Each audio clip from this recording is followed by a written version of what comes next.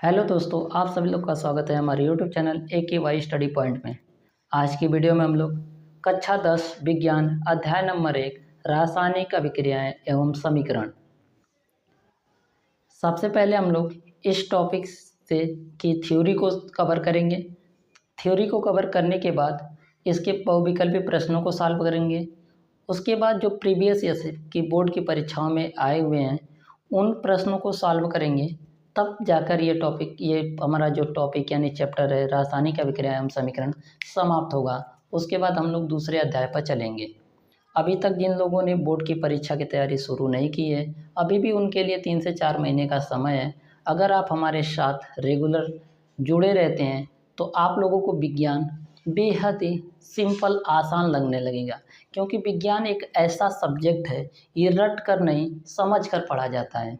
तो आप लोगों को मैं पूर्ण विश्वास दिलाता हूँ कि आप लोगों को विज्ञान इतनी आसान शब्दों में समझाने की कोशिश करूँगा कि आप लोगों को समझ में आ जाए। अगर समझ में नहीं आता है तो वीडियो को एक बार नहीं 2 बार देखिए, उसके बाद भी समझ में नहीं आता है तो हमें कमेंट बॉक्स में कमेंट करके बताइए, ताकि और भी हम उसको सरल बनाने की कोशिश करें। तो मैं आप लोगों से आशा करता हूँ कि आप लोग रेगुलर वीडियो को देखते रहेंगे और अपनी तैयारी को मजबूत करते रहेंगे। तो चलिए शुरू करते हैं आज की वीडियो। सबसे पहले आता है रासायनिक अभिक्रिया। देखिए, रासायनिक अभिक्रिया होती क्या है। जब एक या एक से अधिक पदार्थ आपस में अभिक्रिया करके अपने रासायनिक गुणों में बदलाव करके नए पदार्थ बनाते हैं तो इसे रासायनिक अभिक्रिया कहते हैं। यानी रासायनिक अभिक्रिया होती क्या है कि जब एक या एक से अधिक पदार्थ आपस में जब अभिक्रिया करके यानी अभिक्रिया करते हैं तो उनके रासायनिक गुणों में क्या होता है, बदलाव आ जाता है। उसी को क्या कहते हैं, रासायनिक अभिक्रिया कहते हैं। जैसे एग्जाम्पल के थ्रू अगर इसको समझना चाहें, कैल्शियम कार्बोनेट को जब हमने गर्म किया तो ये किस में बदल गया, कैल्शियम ऑक्साइड और कार्बन डाइऑक्साइड में परिवर्तित हो गया। उसके बाद हमारा दूसरा एग्जाम्पल है मैग्नीशियम प्लस H2SO4। जब मैग्नीशियम की अभिक्रिया किसके साथ कराई गई, सल्फ्यूरिक अम्ल के साथ कराई गई तो इसने क्या बनाया, मैग्नीशियम सल्फेट बना लिया प्लस हाइड्रोजन गैस को बाहर निकाल दिया। इस परिवर्तन को हम क्या कहते हैं, रासायनिक अभिक्रिया कहते हैं। अब आते हैं इसके प्रकारों के बारे में। तो रासायनिक अभिक्रिया के प्रकार, तो रासायनिक अभिक्रिया के प्रकार क्या होते हैं, उनके गुणों के आधार पर रासायनिक अभिक्रिया को निम्न प्रकार में वर्गीकृत किया गया है।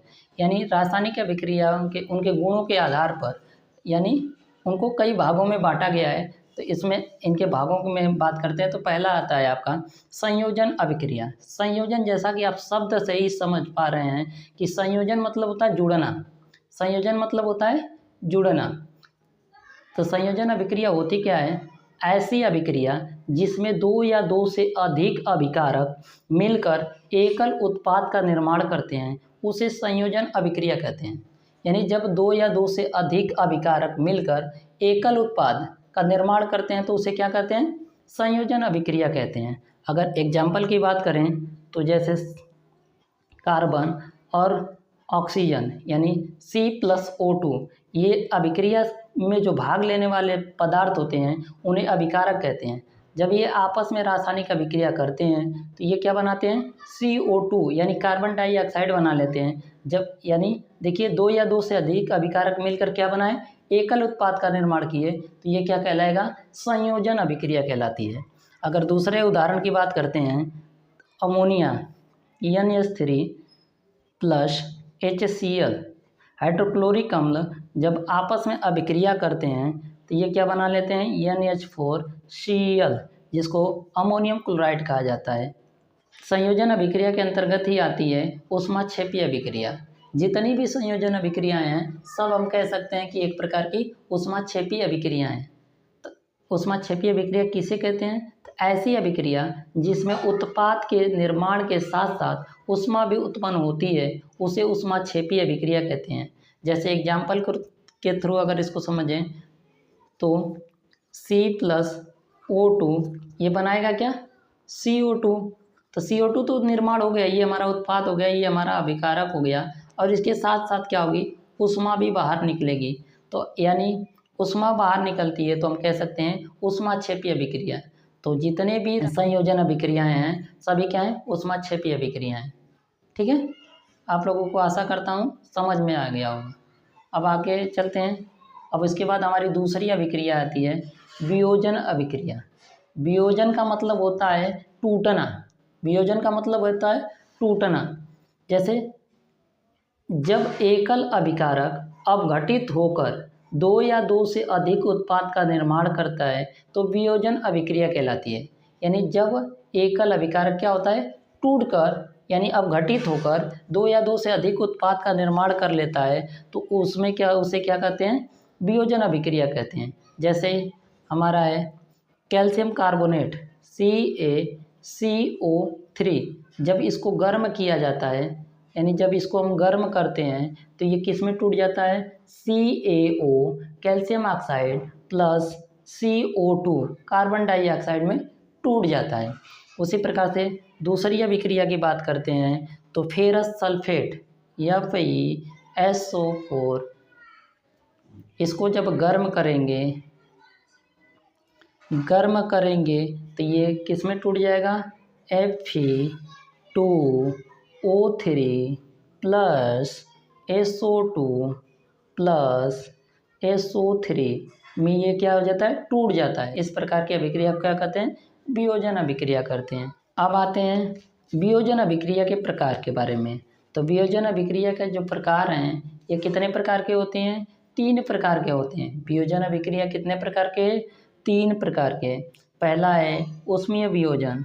यानी ऊष्मीय वियोजन किसे कहते हैं, वह रासायनिक अभिक्रिया जिसमें अभिकारक ऊष्मा के द्वारा दो या दो से अधिक उत्पादों में अपघटित हो जाते हैं, ऊष्मीय वियोजन अभिक्रिया कहलाते हैं। अर्थात कहने का तात्पर्य यह है कि जिसमें वह रासायनिक अभिक्रिया जिनको तोड़ने के लिए ऊष्मा की आवश्यकता होती है, यानी बाहर से ऊष्मा दी जाती है, उसको क्या कहते हैं, ऊष्मीय वियोजन कहते हैं।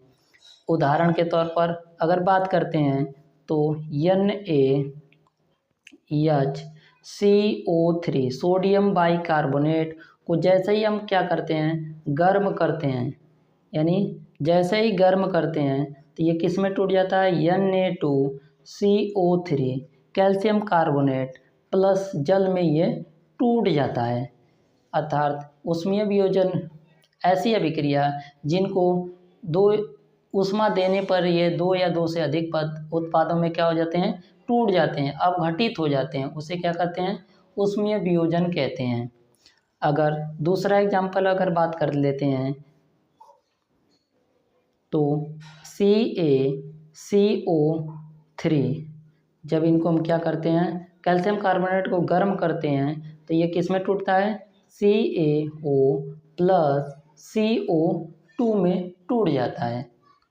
क्या आप लोगों को ये समझ में आया ऊष्मीय वियोजन? ऊष्मीय वियोजन वो होता है जिसमें रासायनिक अभिक्रिया अभिकारक को ऊष्मा दिया जाता है तो वह दो या दो से अधिक उत्पादों में क्या हो जाता है, अपघटित यानी टूट जाता है। इस प्रकार की अभिक्रिया को वियोजन अभिक्रिया कहते हैं। वियोजन अभिक्रिया का दूसरा प्रकार है प्रकाशीय वियोजन। पहला प्रकार था ऊष्मीय वियोजन जिसमें अभिकारक को टूटने के लिए ऊष्मा की आवश्यकता थी। दूसरा है प्रकाशीय वियोजन। प्रकाशीय वियोजन किसे कहते हैं, ऐसी अभिक्रिया जिसमें प्रकाश के अपघटन हेतु प्रकाश ऊर्जा की आवश्यकता होती है, प्रकाशीय वियोजन कहलाती है। यानी ऐसी अभिक्रिया जिसमें रासायनिक यौगिकों को टूटने के लिए प्रकाश की यानी सूर्य के प्रकाश की आवश्यकता होती है, उसे क्या कहते हैं, प्रकाशीय वियोजन कहते हैं। जैसे एग्जाम्पल के थ्रू अगर हम समझना चाहें तो 2AgCl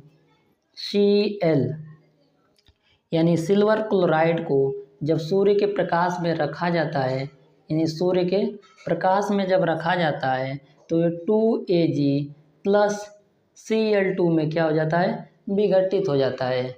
दूसरा एग्जाम्पल अगर बात करते हैं तो दूसरा एग्जाम्पल हमारा क्या है, 2AgBr। जब इसको सूर्य का प्रकाश दिया जाता है तो ये 2Ag प्लस Br2 में टूट जाता है।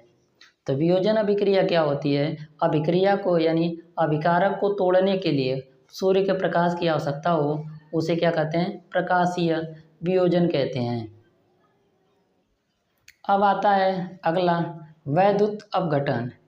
वैद्युत अपघटन किसे कहते हैं, वह अभिक्रिया जिसमें यौगिक के जलीय विलयन में विद्युत धारा प्रवाहित करने पर यह दो या दो से अधिक उत्पादों में अपघटित हो जाता है, उसे वैद्युत अपघटन कहते हैं।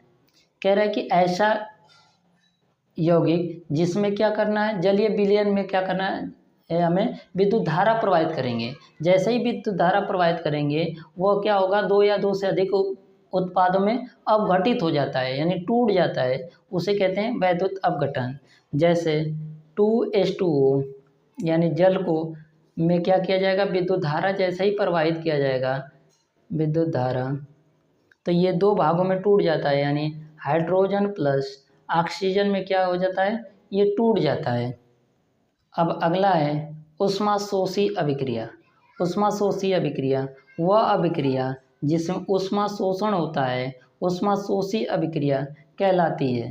अर्थात कहने का तात्पर्य ये है कि अभिक्रिया को तोड़ने के लिए, जब अभिक्रिया को तोड़ा जाता है यानी वियोजित किया जाता है, तो उसमें ऊष्मा की आवश्यकता होती है।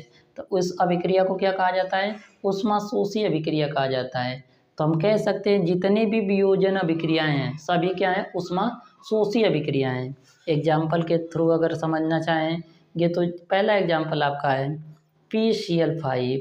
PCl5 जैसे ही आप इसको ऊष्मा देते हैं, क्या देते हैं, ऊष्मा देते हैं, तो ये किस में टूट जाता है, PCl3 प्लस Cl2 में टूट जाता है।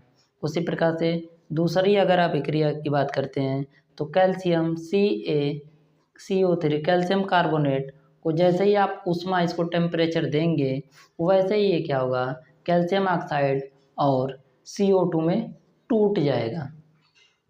तो यानी हम कह सकते हैं कि जितनी भी वियोजन अभिक्रियाएं हैं सभी क्या हैं, ऊष्माशोषी अभिक्रियाएं हैं, और जितनी भी संयोजन अभिक्रियाएं हैं सब ऊष्माक्षेपी अभिक्रियाएं हैं। ऊष्माक्षेपी अभिक्रिया का मतलब होता है ऊष्मा का बाहर निकलना, ऊष्माशोषी अभिक्रिया का मतलब होता है ऊष्मा का अवशोषण करना।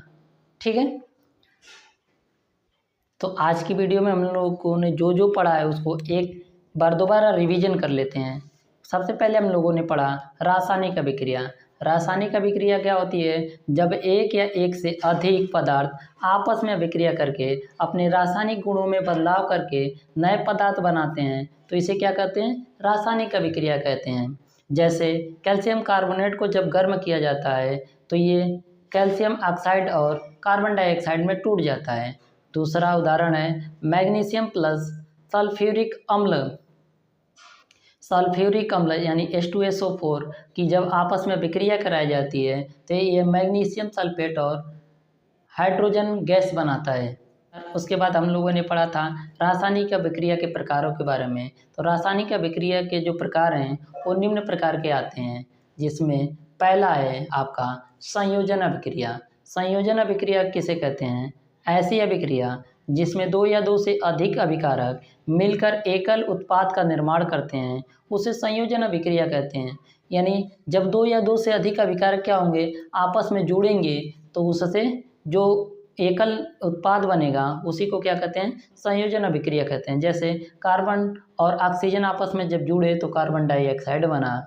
अमोनिया व HCl हाइड्रोक्लोरिक अम्ल आपस में जब जुड़ा तो NH4Cl यानी अमोनियम क्लोराइड का निर्माण हुआ। उसके बाद हम लोगों ने पढ़ा था ऊष्माक्षेपी अभिक्रिया।